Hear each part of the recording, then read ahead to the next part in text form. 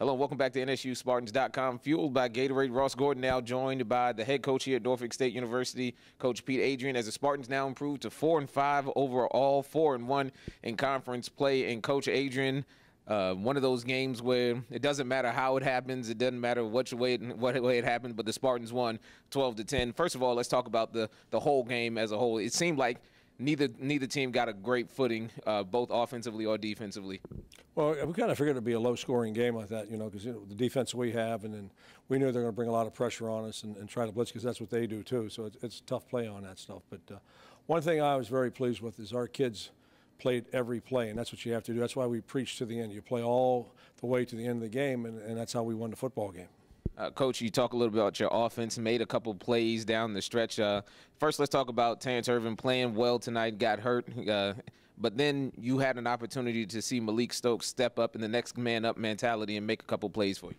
Well, yeah, I mean, it was really good to see him to come out, and the first time he was out there and got us the first down and tried to do a couple decent things. But then when we got the turnover at the 5, there's a lot of pressure right there because it's 3rd and 5, and he was able to hit Isaac on the slant pattern in there, and the offensive line actually blocked pretty well today with pass protection the whole time. So I was very pleased to get that, and then unfortunately we hit the crossbar on the extra point to set that up. And they got the ball down the field on us, but when they tried to get in from the 1-foot line, they couldn't do it, and that was the second time during the game because we had that goal line stance in the second quarter where they had first down inside the 2.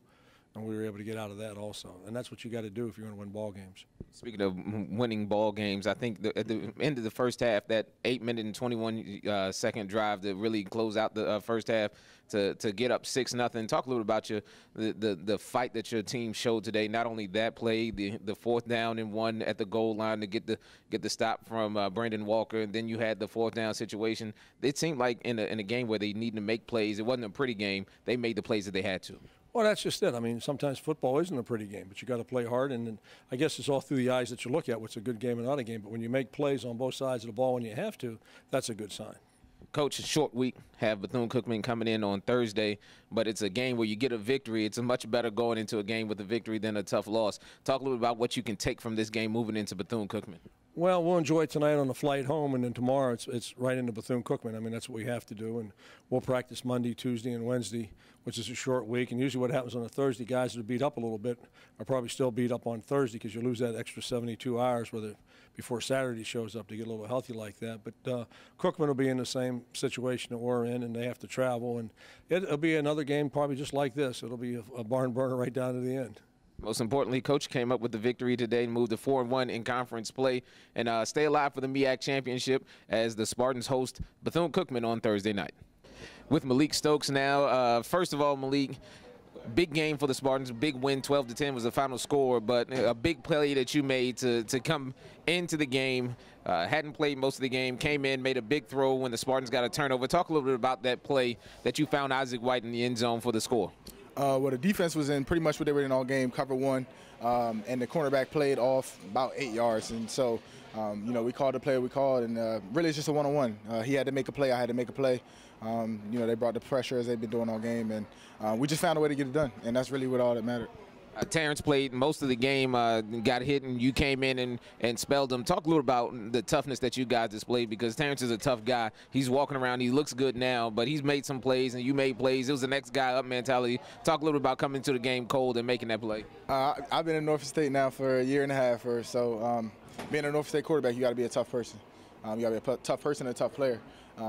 We all have to be ready at any given time. I'm sure y'all know that. Anybody can go, anybody can perform for us at the quarterback position. It's really just all about being mentally tough, being mentally into the game, paying attention, and being ready. He played well. He went down. I had to be ready to go at a crucial time for the team. And really that's all that was on my mind, was making sure I went out and made plays for my team. And that's what I did.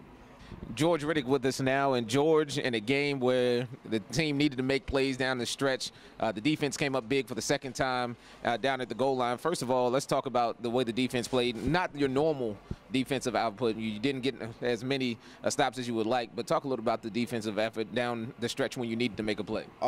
We stuck together, honestly. Everybody kept their head in it, and we all knew the goal. We just wanted to come out there and win. We just got to keep our hope alive. And it fell on us, and we just went out there and did our job as a unit. On that last play, when everyone in the crowd and everyone probably was thinking that they would try to snap the ball and maybe try to spike it to get a chance to kick a field goal, you stayed on your toes and made a play down the stretch to tackle the quarterback, Damian Fleming. Talk a little about what you saw in that last play. Honestly, I just saw him trying to make a clutch move, and me, honestly, I don't even know. Man, we the Raider quarterback sneak, we stopped it. Hey, we won 12-10. That's all that matters. We have another game coming up. Talk a little about how you get focused and get back to playing Norfolk State defense on a consistent basis. We have a short week, so we just trying to get back to the basics.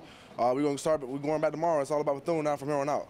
Norfolk State improves to 4-5 overall, 4-1 in conference play, more importantly, and gets set to take on Bethune-Cookman on Thursday night as the Spartans host the Wildcats in another big game as Norfolk State looks to stay alive in the MEAC Conference Championship race. For everyone here, for George Riddick, for Malik Stokes and Coach Pete Adrian, we thank you for watching. The Spartans victorious tonight, 12-10 over FAMU at FAMU's homecoming. You're watching NSUSpartans.com, fueled by Gatorade.